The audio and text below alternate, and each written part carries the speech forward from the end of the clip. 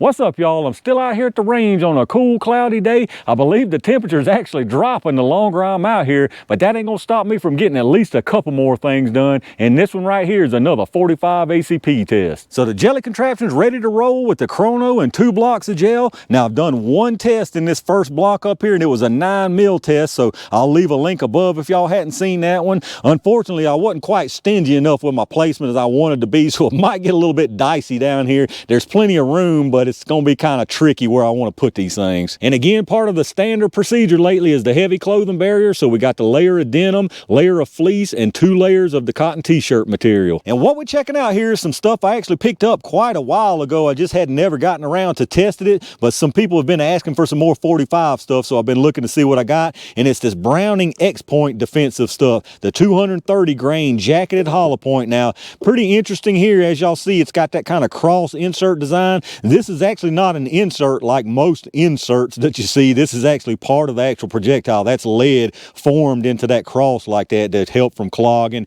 help consistent expansion and all that good stuff. They also decided to nickel plate the whole thing, as you can see there. So nice looking around, pretty interesting design on it, so I'm hoping it does good. As far as the box ballistics, they're claiming 920 feet per second at the muzzle. And now what we testing them out of today are a couple of 1911s. I got my Taurus Commander 1911 with a 4 1/4 inch barrel, and then I got the Rock Island Armory 1911 with a 5-inch barrel. But hopefully these things do good. I believe I've also got these in 9mm, so if these do well or either way, I might dig around and see if I do have these in 9mm and test those also. But for now, let's get everything set up and let's check out these 45 ACPs. All right, y'all, let's see what kind of speeds we're working with. I'm gonna do a 5-round average from each one, starting with the 4 1/4 inch Commander first.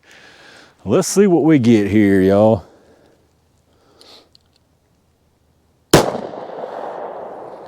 Got 986, 972, 969, 982, I believe, and 984. So some pretty good speeds just to be the 4 1/4. Let's check that average out. All right, so our 5-round average from the 4 1/4 inch barrel is 878 feet per second. So what, a little over 40 some less than the 920 on the box. So I'm sure they've run that out of a full size barrel. So really be interesting to see what that Rock Island does with it. So let me get this reset and let's check it out. All right, let's check out this 5-inch Rock Island. Let's see if this one can hit those 920s that the box is telling us.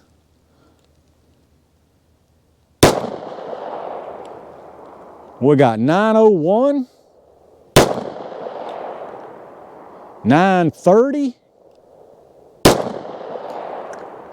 936, 910,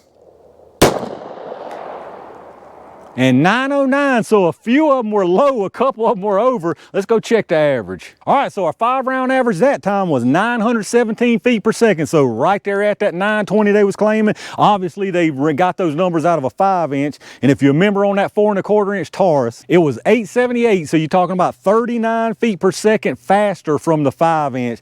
39 feet per second, what's that? I mean, that's less than 5%, but we've seen some differences in the gel for a small amount of velocity before, so be really interesting to see what happens. Let me get this reset and y'all know what time it is. All right, y'all, it's buried treasure jelly time. We'll put 1 round from each barrel linked into the gel, starting with this 4 1/4 inch Commander first.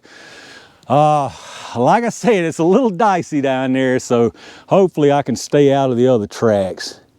Let's see what we get. All right, I'm honestly not exactly sure where that one went. Let me go down there and check it out.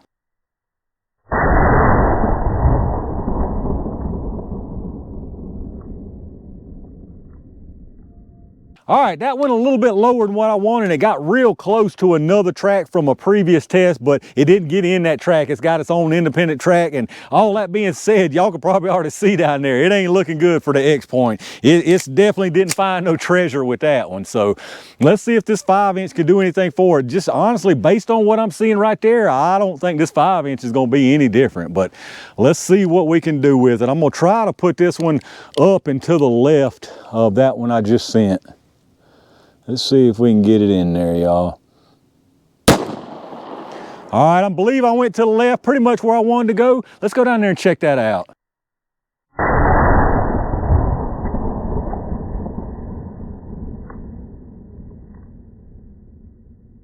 All right, y'all, let's check this out down here. I got you at kind of a weird overhead angle, as you can see, because they basically lined up straight across from each other, especially those two and one from another test. That being said, every single one of them had its own independent entrance and channel and everything. The first one we took is actually this little straight line here, as you can see. Like I said, it came in right next to that other one from a different test. No kind of expansion, as you can see, carried through the first block here. Right here, we got some bigger disruption area. I don't know if it tumbled and then tumbled back straight again, because I think that's sitting straight. I can't really tell, but I think it is, although it could have tumbled twice right there. But at any rate, a little bit bigger disruption into this second block, and you can see it here. It actually, the projectile's right there, but it went about an inch further than that and rebounded.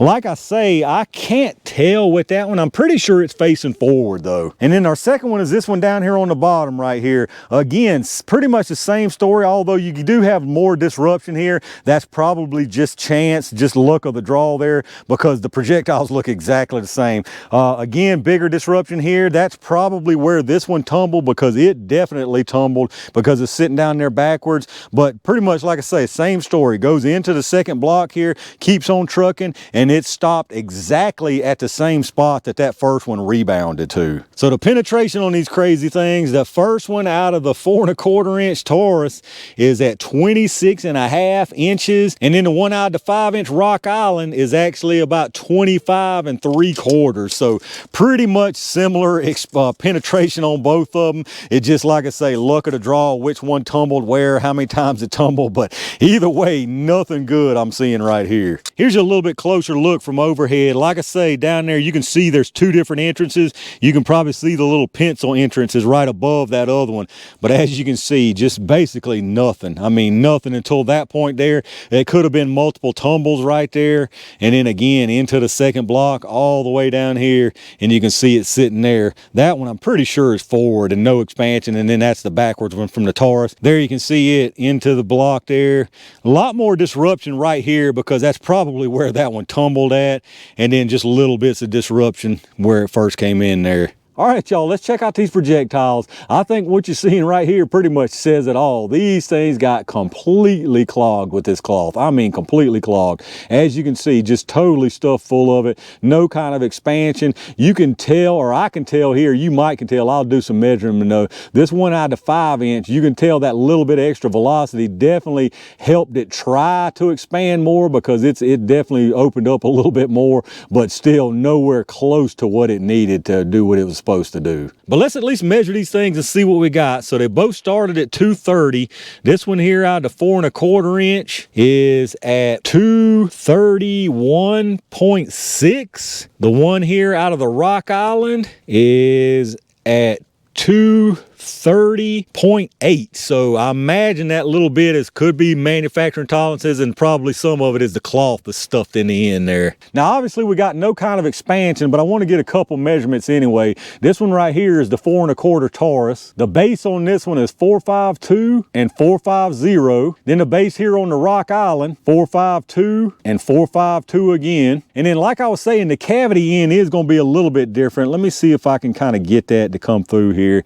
So you got about 0.32 on this one here from the 4¼ and then you got about 0.36 on this one here out of the Rock Island. So like I said, that little bit of velocity did help, but it didn't make enough difference to make a difference. But there you have it, y'all, the Browning X-Point in 45 ACP. I think obviously this would be called an absolute total failure here. Just nothing that you would expect to see out of these. This cloth just destroyed these things. That little insert, built-in insert, didn't seem to do nothing. All it did was separate the little portions like you've eaten some kind of meal there, and it just separated the portions like you got a bunch of coleslaw sticking out the front or something. But I can tell you right now, as far as X marking the spot, there wasn't nothing good once we got there and dug this one up.